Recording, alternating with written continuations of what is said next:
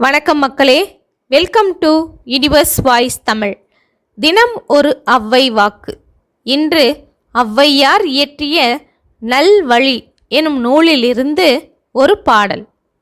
சேவித்தும் சென்றிறந்தும் தென்னீர் கடல் கடந்தும் பாவித்தும் பாராண்டும் பாட்டிசைத்தும் போவிப்போம் பாலின் உடம்பை வயிற்றின் கொடுமையால் நாளி அரிசிக்கே நாம்.